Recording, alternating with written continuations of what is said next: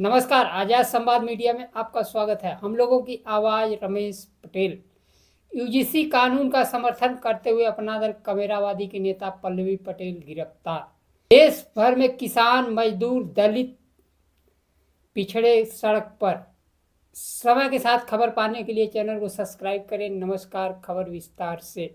अमेरिकी व्यापार समझौते को देश भर के किसान संगठनों ने घातक करार दिया है और इसको लेकर 12 फरवरी को देश भर में विरोध प्रदर्शन करने की घोषणा की है। अमेरिका से जो ट्रेड डील का समझौता हुआ उसे न तो किसानों मजदूरों को विश्वास में लिया गया, न ही संसद को और न विपक्ष के नेताओं को। अमेरिकी राष्ट्रपति एक तरफा समझौते की घोषणा कर रहे हैं। भारत किससे व्यापार करेगा, अमेरिका तय कर रहा है। भारत के प्रधानमंत्री चुप्पी साधे हुए हैं। रूस के सस्ते तेल पर भी अमेरिका ने रोक लगा दी है। संयुक्त किसान मोर्चा ने आरोप लगाया कि भारत अमेरिका के बीच प्रस्तावित समझौता भारतीय किसान और किसी क्षेत्र को अमेरिका के आगे समर्पित करने जैसा है। संगठन ने केंद्रीय वाणिज्य मंत्री पीयूष गोयल पर गंभीर आरोप लगाते हुए तत्काल इस्तीफे की मांग की है। संयुक्त किसान मोर्चे का कहना है कि वाणिज्य मंत्री देश को यह कहकर गुमराह कर रहे हैं कृषि डेयरी को फ्री ट्रेड समझौते से बाहर रखा गया है, जबकि संयुक्त वक्तव्य में गैर शुल्क बाधाओं को हटाने पर सहमति की बात कही गई है। किसान नेता जगदीश सिंह डल्लेवाल ने कहा, एक तरफ किसानों को आश्वासन दे रही है सरकार, तो दूसरी तरफ भारतीय बाजारों को अमेरिकी कृषि उत्पाद के लिए खोलने का संकेत दे रही है। यह स्थिति भारतीय किसानों के हितों के विपरीत है और किसानों को भारी नुकसान होगा। ट्रेड डील को लेकर भारतीय किसानों का सरकार के प्रति कोई विश्वास नजर नहीं आ रहा है। भारतीय किसानों के एमएसपी गारंटी कानून की मांग की जगह सरकार ने 3 कृषि काले कानून लेकर आई। 700 किसानों के शहादत के बाद केंद्र सरकार काले कानून को तो वापस ले लिया, लेकिन एमएसपी की बात नहीं मानी। कपास, मक्का, गेहूं, सोयाबीन तेल, डेयरी उत्पाद भारतीय बाजार में आएंगे, जिससे स्थानीय किसानों पर गंभीर असर पड़ेगा। समाजवादी पार्टी के प्रमुख अखिलेश यादव ने भारतीय जनता पार्टी सरकार पर हमला बोलते हुए कहा, अगर खेती से जुड़े सामान विदेश से आएंगे तो किसान बर्बाद हो जाएंगे। उन्होंने सवाल उठाया कि ऐसी स्थिति में किसान क्या उगाएगा, क्या बेचेगा? फसल का उचित दाम नहीं मिलेगा तो परिवार कैसे चलाएगा? उन्होंने कहा, भारतीय जनता पार्टी की सोच उत्पादन की नहीं, बिचौलिए की है। अमेरिकी सामान देश में 0% टैरिफ आएगा, जबकि निर्यात पर अमेरिका 18% शुल्क लेगा। भारत रूस से अब सस्ता तेल भी खरीदना बंद कर दिया है। अमेरिका तय करेगा कि भारत किससे व्यापार करेगा। आज़ादी के 78 सालों तक किसी भी प्रधानमंत्री ने झुकने का काम नहीं किया, लेकिन वर्तमान प्रधानमंत्री नरेंद्र मोदी अमेरिकी राष्ट्रपति के सामने झुकते हुए ट्रेड डील पर साइन करने की तैयारी कर रहे हैं। दूसरी खबर है, अपना दल कमेरावादी के नेता पल्लवी पटेल यूजीसी कानून के समर्थन में मार्च निकाल रही थी। मार्च निकालते हुए पुलिस लाइन से विधानसभा भवन जाना चाहती थी, तो पुलिस ने पल्लवी पटेल को रोक दिया। बैरिकेडिंग पर चढ़ने की कोशिश की तो पुलिस ने फिर रोका। विधायक पल्लवी पटेल के बीच तीखी झड़प हुई। इसके बाद पल्लवी पटेल धरने पर बैठ गई। प्रदर्शन से ही आम जनता के मुद्दे को लेकर सड़क पर उतरे हैं। इसका जवाब हम सरकार से चाहते हैं। समानता को बढ़ावा देने वाले यूजीसी कानून सर्वोच्च न्यायालय के निर्देश और संसदीय समिति के संस्तुति के बाद लाया गया। फिर समाज के उच्च वर्ग के विरोध प्रदर्शन के बाद न्यायालय ने रोक लगा दी।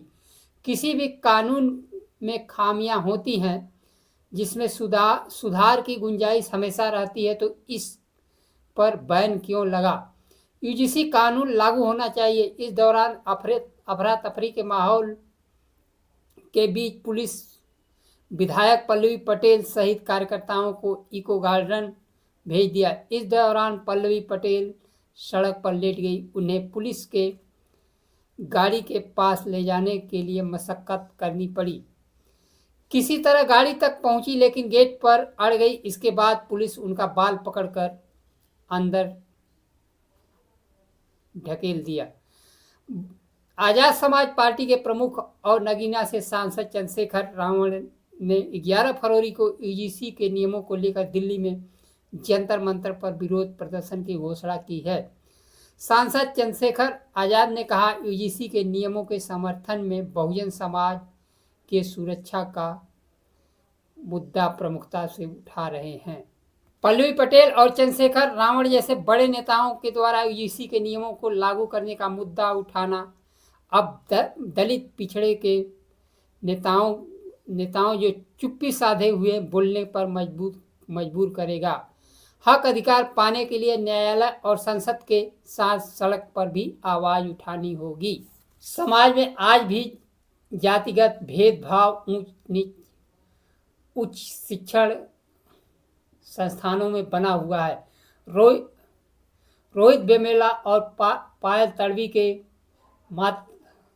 माता पिता के याचिका पर सुप्रीम कोर्ट के आदेश निर्देश पर यह कानून आया था, जिसे सुप्रीम कोर्ट ने रोक लगा दी।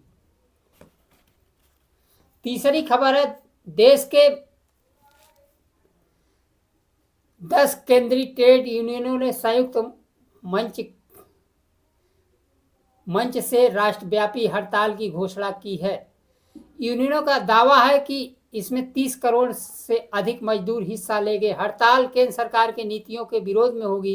केंद्र सरकार की नीतियां मजदूर और किसान विरोधी।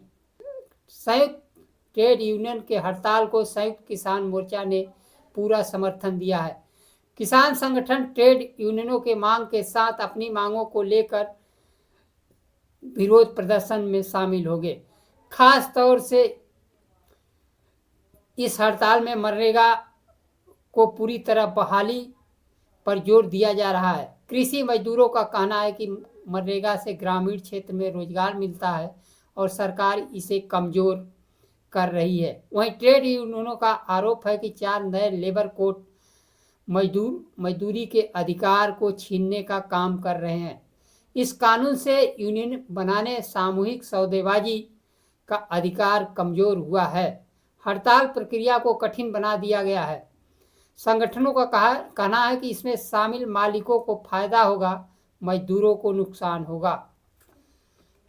ठेका प्रथा का बढ़ावा मिलेगा, अस्थायी नौकरियां की संख्या घटेगी और मजदूरों में असुरक्षा बढ़ेगी।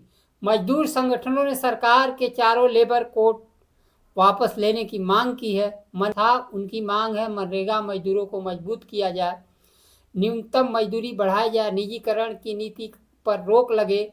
यूनियनों का आरोप है कि रेलवे, बिजली, बैंक, बीमा, बंदरगाह और दूसरे सार्वजनिक क्षेत्र को निजी हाथों में सौंपने की तैयारी है, जिससे रोजगार पर खतरा पैदा हो गया है। इसके अलावा शिक्षा, स्वास्थ्य और सामाजिक कल्याण के बजट में कटौती पर भी ट्रेड यूनियन विरोध जता रहे हैं।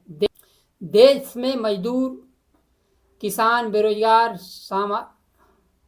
सामाजिक समानता को लेकर यूजीसी कानून को लेकर दलित पिछड़े और अमेरिका द्वारा एक तरफा कृषि आधारित व्यापार समझौते थोपने को लेकर सभी वर्ग सड़क पर हैं।